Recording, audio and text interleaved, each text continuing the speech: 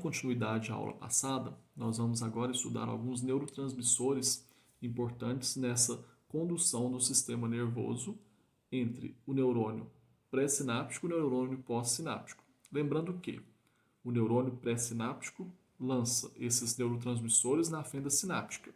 A fenda sináptica é o espaço de comunicação entre um neurônio e outro. O neurônio pré-sináptico lança nas terminações do axônio neurotransmissores que ficam disponíveis na fenda sináptica para se ligar a receptores do neurônio pós-sináptico, especificamente nos dendritos do neurônio pós-sináptico.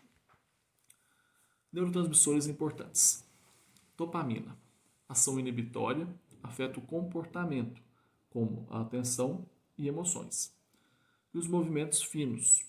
Controla níveis de estimulação e controle motor em muitas partes do cérebro.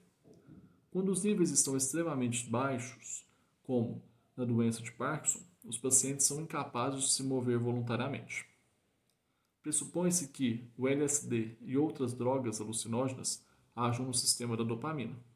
Exemplos: vitamina B6, L-fenilalanina, Ritalina e levodopa. Serotonina. Ação inibitória, ajuda a controlar o humor e o sono, inibe as vias de dor. Esse é um neurotransmissor que sua recaptação é inibida por antidepressivos. O que é uma recaptação?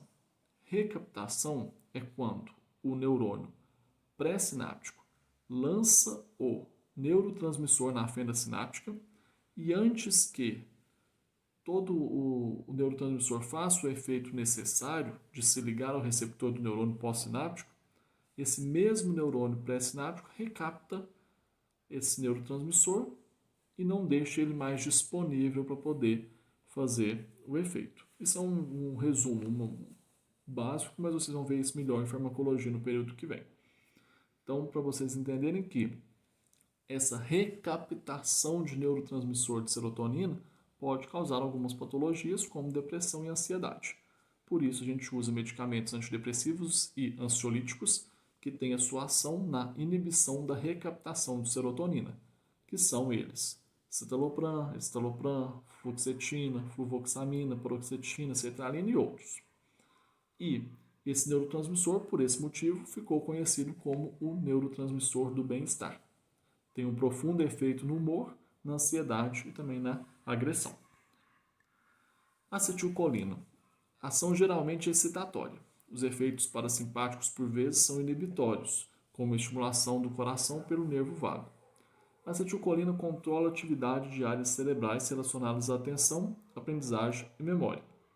Pessoas que sofrem de doença de Alzheimer apresentam tipicamente baixos níveis de acetilcolina no córtex cerebral. E as drogas que aumentam sua ação podem melhorar a memória desses pacientes. Então a gente usa algumas drogas como acetilcolina, betanecol, carbacol e pilocarpina. Nós temos também a noradrenalina, que é uma substância química que induz a excitação física e mental, e o bom humor, também é outra droga do humor. A produção é centrada na área do cérebro chamada de locus coeruleus, que é um dos muitos candidatos ao chamado centro de prazer do cérebro. A medicina comprovou que a norepinefrina é uma mediadora dos batimentos cardíacos, pressão sanguínea, a taxa de conversão de glicogênio, glicose, para energia, assim como outros benefícios físicos. Então, também é um neurotransmissor muito importante. Temos também o ácido gama-aminobutírico ou glutamato, ou a sigla GABA. Possui ação excitatória, sensação de prazer, inibe a transmissão da dor. O principal neurotransmissor excitante do cérebro, vital para estabelecer os vínculos entre os neurônios, que são a base da aprendizagem e da memória a longo prazo. Alguns medicamentos que podem ter ação no GABA: benzodiazepínicos, como diazepam, lorazepam, midazolam, clonazepam, e os barbitúricos, como o fenobarbital, mas a ação desses medicamentos é disciplina do próximo semestre. Encefalinas e endorfinas têm ação excitatória, sensação de prazer, inibe a transmissão da dor. Essas substâncias são opiáceos que, como as drogas heroína e morfina, modulam a dor e reduzem o estresse. Elas podem estar envolvidas no mecanismo de dependência física. Além dessa questão de neurotransmissão que é química, nós também temos uma sinapse elétrica, que é uma neurotransmissão sem o neurotransmissor químico, que são transmissões de sinapse elétrica, onde íons e moléculas transmitem impulsos elétricos de um neurônio para o outro. Importante apenas vocês entenderem que também, além da sinapse química mediada por neurotransmissor, nós temos uma sinapse elétrica mediada por íons e moléculas que vão transmitir impulsos elétricos de um neurônio para o outro, também sendo importante na transmissão de informações e impulsos neurológicos. Importante vocês entenderem que esses neurotransmissores que a gente viu para trás, eles têm funções de controle de dor, humor, controle de pressão, controle de ansiedade, depressão, estresse, Parkinson, movimento, memória, aprendizado. Então, todos esses neurotransmissores, de forma correta no organismo, de quantidades adequadas, são neurotransmissores que vão fazer funções importantes. Quando de forma desregulada, ou algum problema que acontece nesses neurotransmissores, nós temos opções medicamentosas para corrigir os efeitos da falta ou do excesso desses medicamentos, desses neurotransmissores, através do uso de alguns medicamentos. Tá bom? Dando continuidade, a gente tinha falado dos neurotransmissores, agora nós vamos falar do sistema nervoso central e dos nervos e sistemas que se subdivide. Nós já falamos do encéfalo, da medula espinhal, e nós temos 12 pares de nervos cranianos e 31 pares de nervos raquidianos ou espinhais, que nós vamos ver daqui para frente. Antes disso, eu quero que vocês também consigam ver anatomicamente algumas partes importantes da anatomia do sistema nervoso. Essa imagem, eu preciso que vocês consigam encontrar e diferenciar algumas partes do cérebro, como, por exemplo, a ponte, o bulbo, o quarto ventrículo, o diencéfalo e o mesencéfalo, e o terceiro ventrículo também. Essas partes, apesar que foi quase todas aqui, eu preciso que vocês consigam diferenciar na anatomia do cérebro e consigam identificar quando for necessário o estudo, que são partes importantes para a gente poder dar continuidade ao processo de fisiologia e também depois em algumas disciplinas de patologia.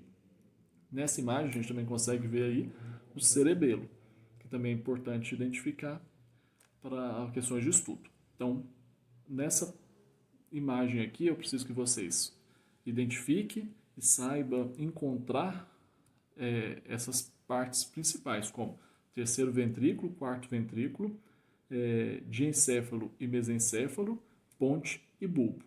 Essa parte aqui, que fica mais interna, ela é importante em algumas disciplinas do sistema nervoso.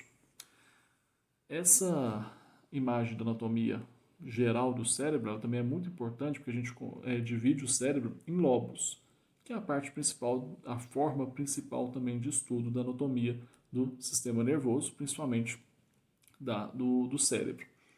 Nós temos uma divisão em lobos, que são lobo frontal, parietal, occipital e temporal. Então são 4 os lobos. Esses lobos são divididos por uma linha espessa que a gente chama de sulco, principalmente na divisão do lobo frontal com o lobo parietal, nós temos um sulco central.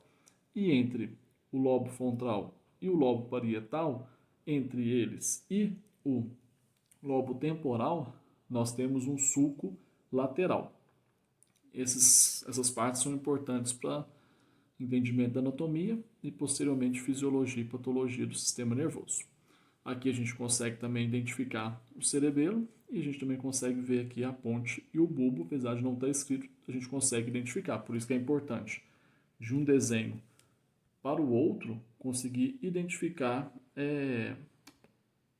essas partes. Então fica muito importante a gente conseguir ver essas partes em desenhos que não tem um nome escrito. Tá bom?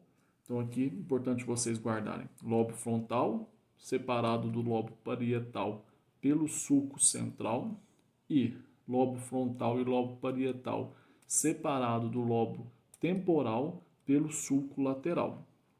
E o lobo occipital, ele não tem essa divisão de sulco, tá? Entre o lobo parietal e o lobo temporal. A comunicação do lobo parietal e do lobo temporal é com o lobo occipital. O lobo frontal e o lobo occipital não se comunicam, tá bom? O cérebro é constituído por dois hemisférios unidos pelo corpo caloso, responsável pela transmissão de informação de um lado do cérebro para o outro. Nós temos gânglios, que são vários pares de núcleos localizados nos hemisférios cerebrais, responsáveis pelo movimento automático dos músculos esqueléticos, como, por exemplo, balanço dos braços durante a caminhada e riso ao ouvir uma piada. Fazem parte do sistema nervoso central esses gânglios. O tálamo é a principal estação retransmissora de impulsos nervosos para o córtex cerebral. Atua nas emoções, na memória e no conhecimento. O hipotálamo é um dos principais reguladores da homeostasia.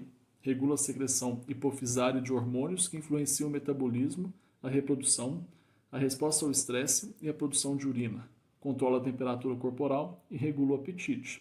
Também é considerado o centro da fome, por esse motivo. E ajuda também a estabelecer o ciclo de sono e vigília. Nessa parte que a gente chama de tronco encefálico, tronco cerebral, por isso que é importante reconhecer na anatomia onde fica o mesencéfalo. O mesencéfalo com a ponte e o bulbo forma o tronco encefálico. Seguindo pelo bulbo, nós temos a medula já dando continuidade ao sistema nervoso. Então, toda vez que a gente falar de tronco encefálico ou tronco cerebral, nós estamos falando dessas três partes que compõem o encéfalo, que é o mesencéfalo, a ponte e o bulbo. Então, falou o tronco encefálico, nós precisamos identificar e entender que nós estamos falando dessas três partes: mesencéfalo, ponte e bulbo. O mesencéfalo liga a ponte e o cerebelo aos hemisférios cerebrais. Contém vias sensoriais e motoras e serve como centro para reflexos auditivos e visuais. A ponte conecta as partes do encéfalo entre si. E o bulbo é a continuidade superior da medula espinhal. Contém os tratos sensitivos ascendentes e motores descendentes, que se estendem entre a medula espinhal e outras partes do encéfalo. Nós vamos ver daqui a pouco vários nervos saindo dessas localizações, que vão dar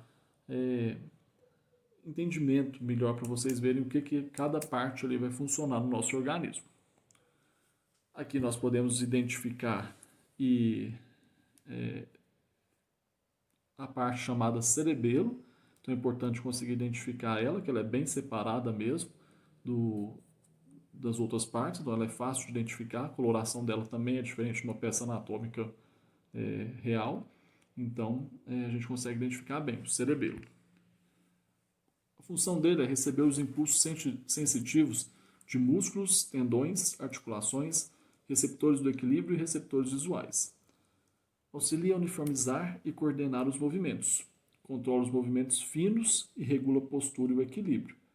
Lesões ou problemas no cerebelo podem fazer a pessoa não conseguir fazer pequenos movimentos ou movimentos muito delicados, como às vezes a escrita, pegar uma caneta, um talher, e também vai regular a questão de postura e apesar de não estar relacionado com a labirintite, que é um processo diferente, mas ela também regula no equilíbrio. Então, uma lesão no cerebelo pode dar a sensação parecida com a labirintite também.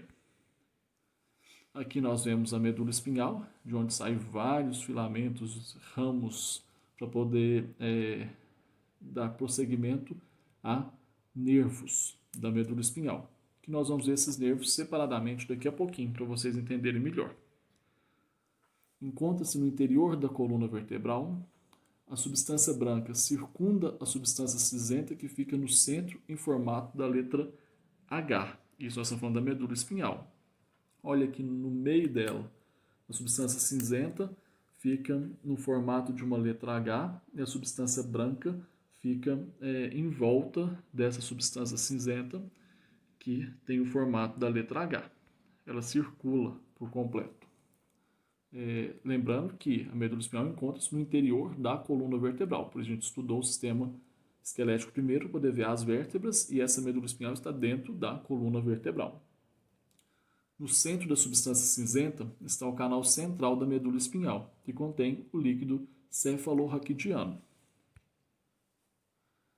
Nós temos revestimentos protetores e ventrículos do encéfalo.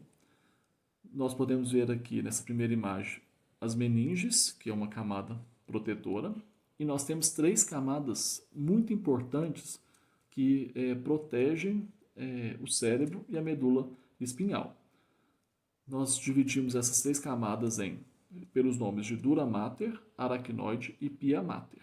Elas são importantíssimas até em questões, caso vocês, como técnico de enfermagem, forem participar de cirurgias neurológicas, vocês vão ver que para acessar os lobos, acessar o cérebro, ou acessar a coluna vertebral do paciente, a medula óssea do paciente, é necessário cuidadosamente passar por essas 3 camadas, a dura mater, a aracnoide e a pia mater, com instrumentos diferentes, por isso que é muito importante o técnico de enfermagem, que é um instrumentista ou enfermeiro instrumentista, saber muito bem quais materiais usar em cada camada. Mas é claro que isso é uma disciplina à parte de especializações que vocês podem ter. Mas é importante entender a anatomia para poder ver as funções de cada material que vocês podem usar, inclusive numa cirurgia de grande porte, muito específica, que é a cirurgia neurológica.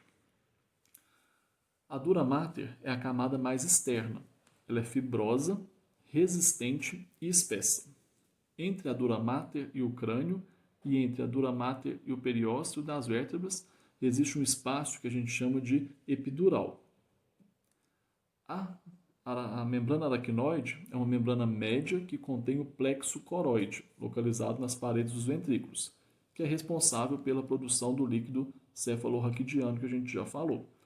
Então, na aracnoide nós temos o plexo coroide e o plexo coroide é o responsável pela produção do líquido cefalorraquidiano. Nós temos um espaço subdural, que é entre a dura mater e a camada aracnoide. Então, vamos entender novamente. 2 espaços. Espaço epidural, entre o crânio e a dura mater.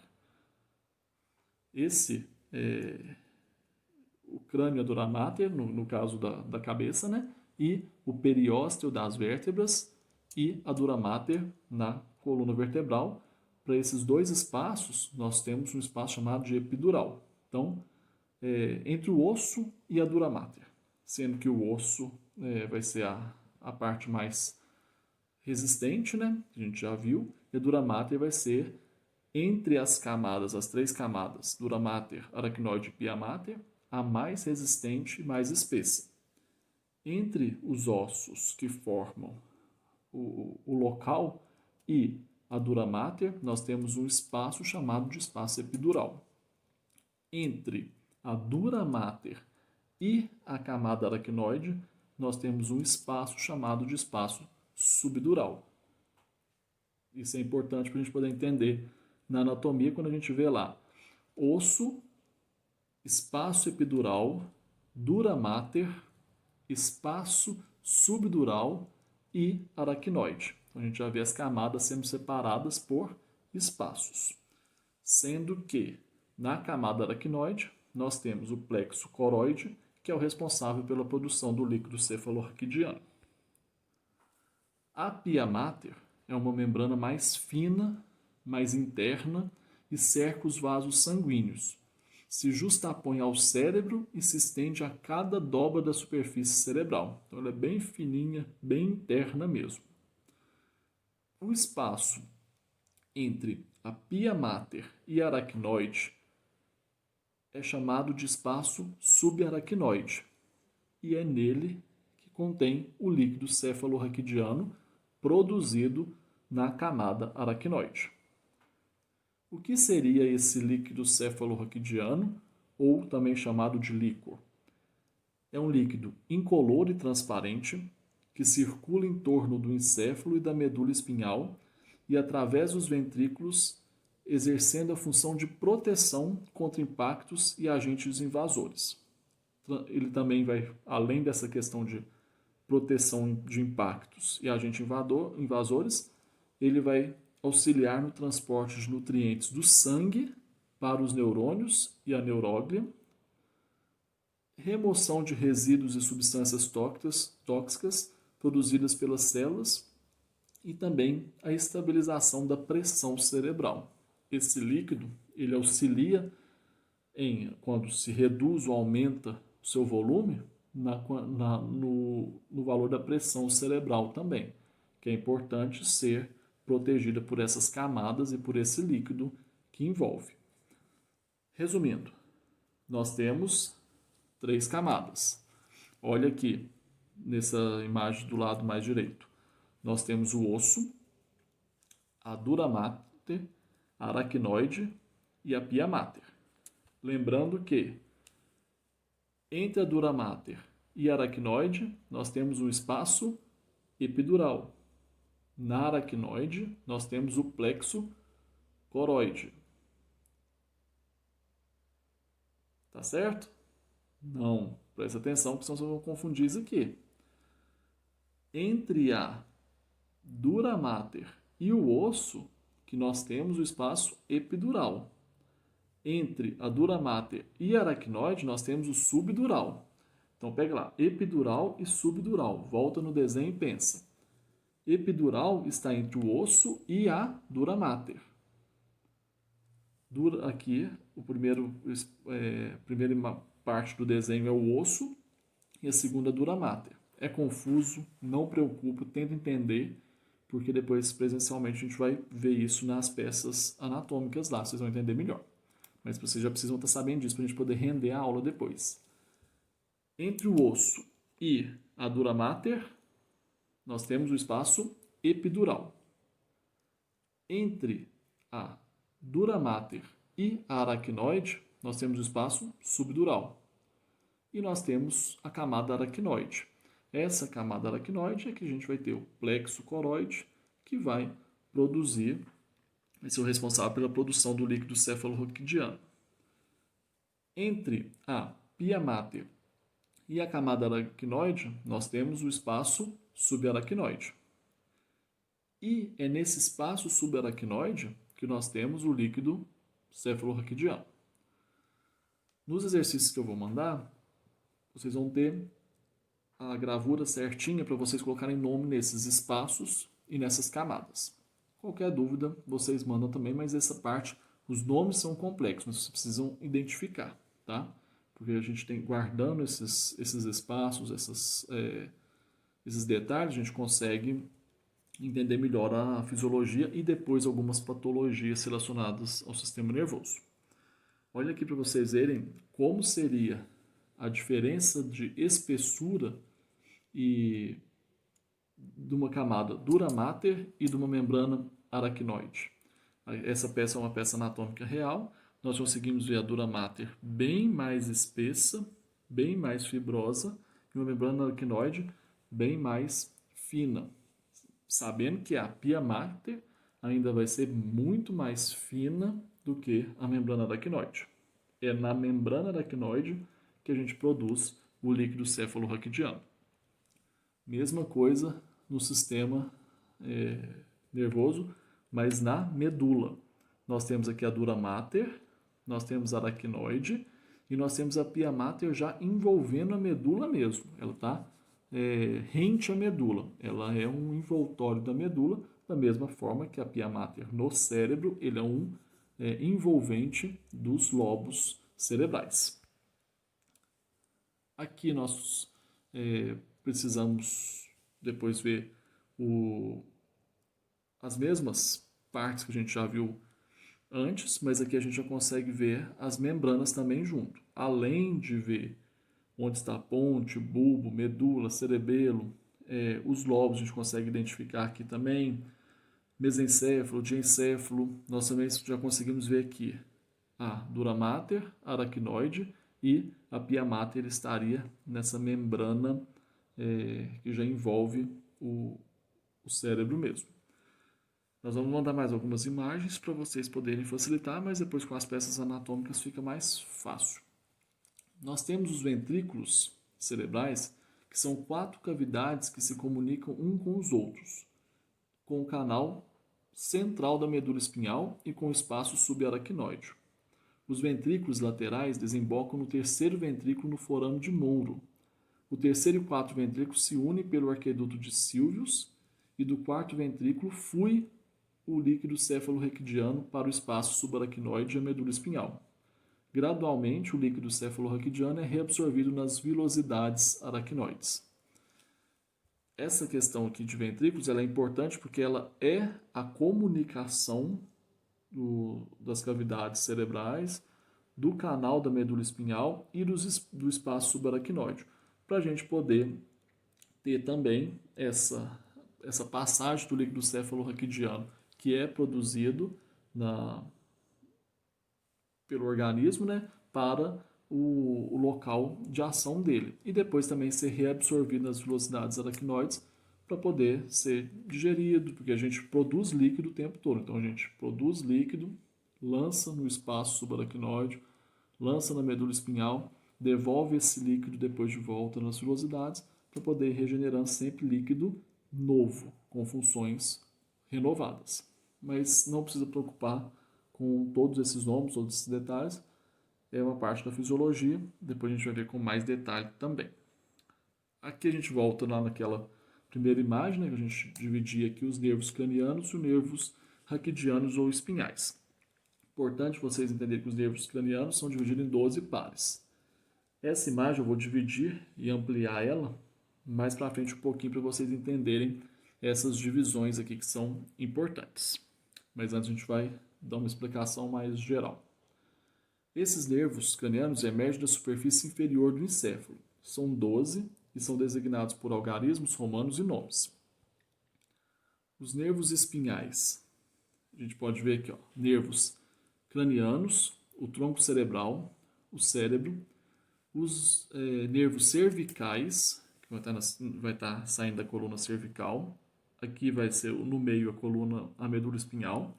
Os nervos torácicos, os nervos lombares, nervo radial, nervo mediano, nervos sacros, nervo femoral, cubital, tibial, ciático, plantar externo, plantar médio. Então, todo o nosso organismo, todo o nosso corpo, ele é inervado para poder transmitir essas informações do sistema nervoso, a gente poder ter ação de resposta aos estímulos e transmissão sináptica também. Nós temos aqui uma divisão do sistema nervoso, sistema nervoso autônomo e sistema nervoso somático. O sistema nervoso autônomo, ele é formado por nervos, né, com fibras sensoriais e motoras que conferem controle aos mecanismos involuntários e vitais. São as funções vegetativas, fundamentais à homeostase, que é o equilíbrio dinâmico do metabolismo. Como, por exemplo, contração muscular das nossas vísceras, por exemplo. A secreção glandular também é controlada pelo sistema nervoso autônomo e o ritmo cardíaco e respiratório. Vou dar um exemplo. Imagina que você pode prender voluntariamente a respiração por certo tempo, mas quando falta oxigênio, vai ser crítico ao organismo. Aí o sistema nervoso autônomo vai entrar em ação e vai desencadear novamente os movimentos respiratórios. Por isso que ninguém consegue cometer um suicídio prendendo a respiração, porque o sistema nervoso autônomo vai controlar, mesmo que você voluntariamente tente prender a respiração, o sistema nervoso autônomo ele não vai permitir, ele vai fazer com que de forma involuntária o seu organismo controle a sua respiração. Mesma coisa acontece com seus batimentos cardíacos, por exemplo. Você não consegue controlar quantos batimentos você vai ter. É o seu sistema nervoso autônomo que controla esses batimentos. Esse desenho aqui é interessante porque a gente tem aqui a medula espinhal, neurônios pré-ganglionar, os gânglios autônomos que são muito importantes.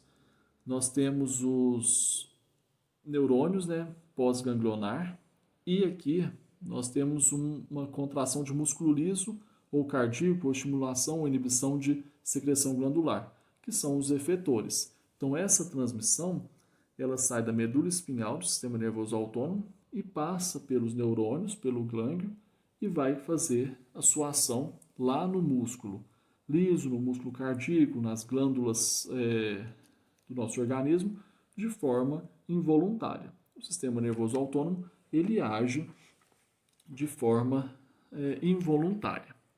Nós dividimos o sistema nervoso autônomo em sistema nervoso autônomo parasimpático e simpático.